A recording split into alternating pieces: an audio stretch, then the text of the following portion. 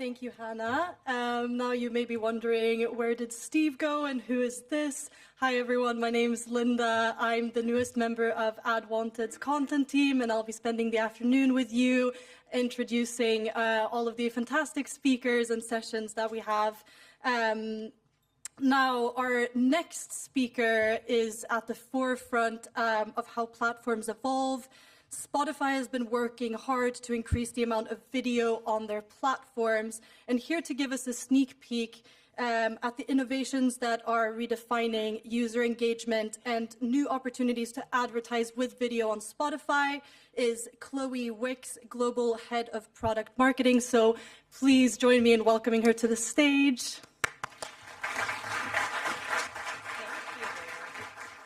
Thank you, and hi, everyone. So nice to see you all. I'm excited to be here and excited to chat a little bit about some of our next moves. And hopefully by the end of this, also a few fewer raised eyebrows about the concept of video and Spotify to sort of join those two together and help you really understand a lot of the investments that we've been making.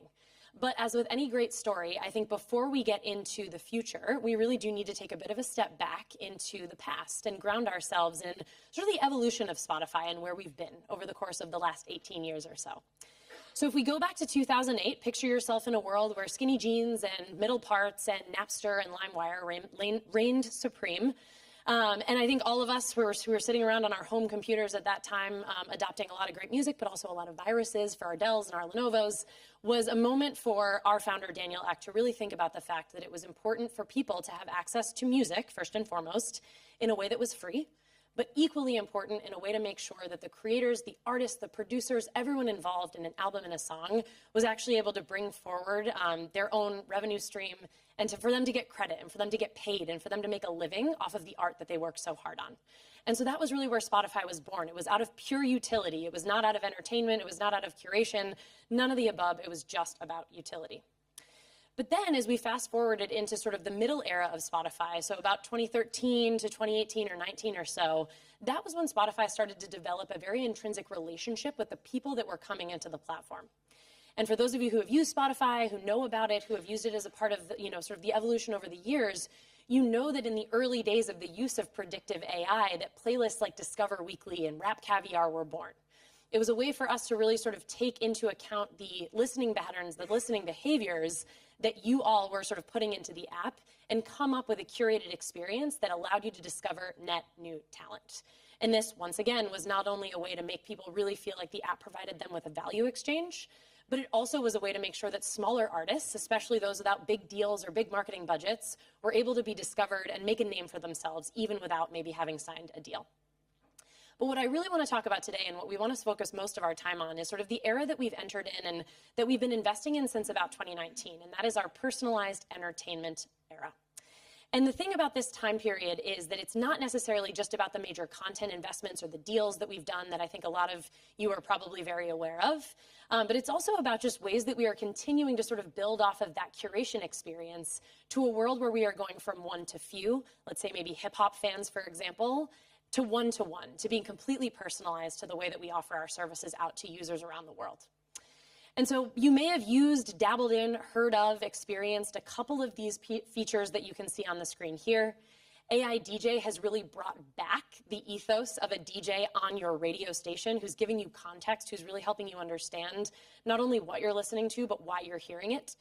One of my favorite things about DJ when I first started using it, Mr. Brightside, my favorite song of all time, told me all about the origin of that song, how it was written, how it came to be. And I think that's a way that we've really been able to connect with our audience on a global scale with this very, very personalized DJ who sort of gives you sets, gives you information. AI playlists, really, really fun.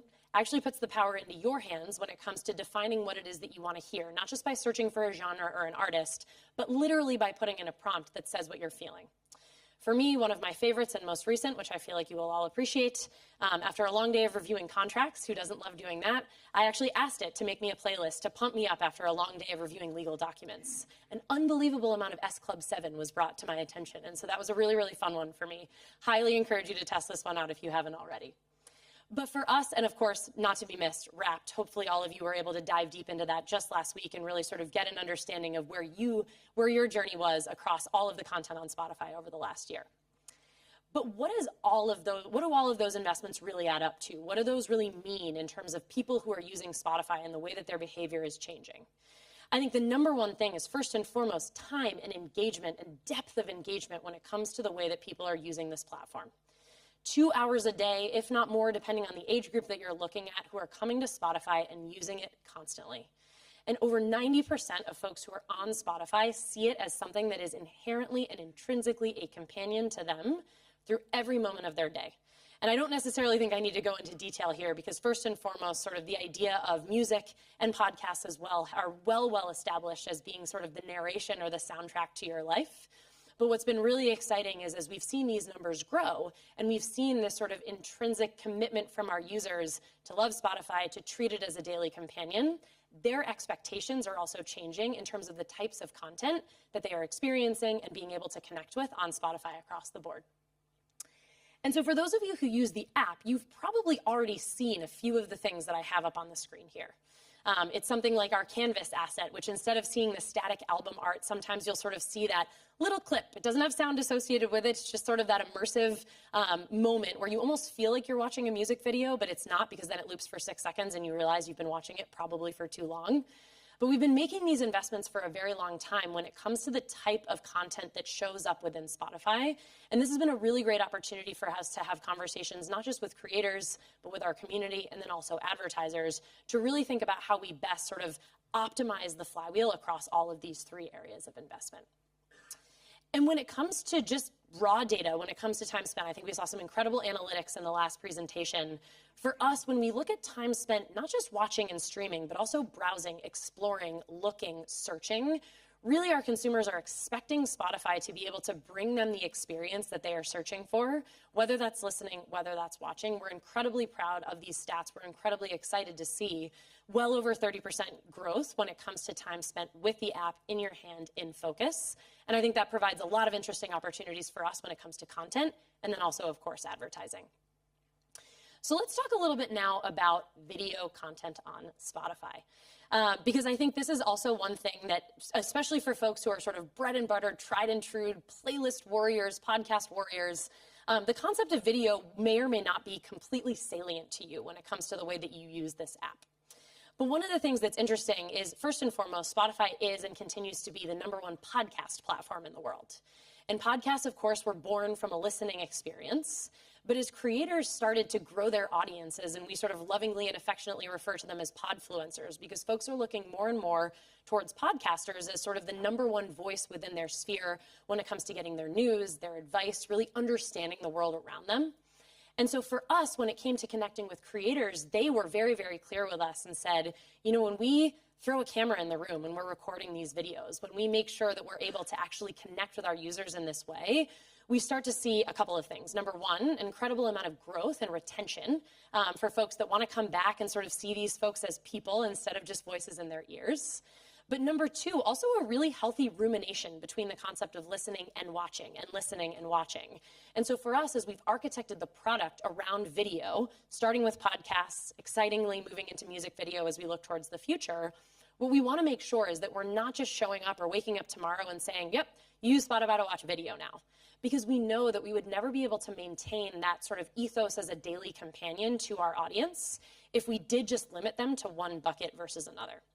But at the same time, as we think about ways that you all are using Spotify, and as we think about ways, of course, that marketers are coming to Spotify to use it, we'd be remiss not to think about these visual experiences. We would be remiss not to think about ways to reach folks when they're listening and watching, because inherently that is the way that consumers are evolving to use the platform. And so just a couple of visual examples here about some of the different prototypes that we are testing on the product side of the house as we think about making advertising on Spotify more flexible, more visual, more interactive, and more immersive, and really, really thinking about ways that we can not only make sure that you are able to meet users where they are, but also that we are making sure that we are able to measure and prove results and effectiveness. So wrapping up here, because we've got so much amazing content to get to today, just a couple of things to recap here. I think innovation is top of mind for us. Like I mentioned, from personalized AI-driven playlist experiences to working even closer with video creators across the world to really make sure the catalogs grow and grow, but also making sure that our ad product and ad opportunity keeps pace with that innovation. I think a simplified offering is equally important. You know, we can list out a million different things about ways that we're investing and ways we're excited to test. But when it comes to great results, we often have found that the simplest manifestation is often the most powerful. And then not for nothing, we all know that ROI is king. And so making sure that regardless of the investment or the way that we're leaning in, that it is always tied to your bottom line. So thank you so much. We really appreciate the time, and I hope you all enjoy the rest of your day. Good one.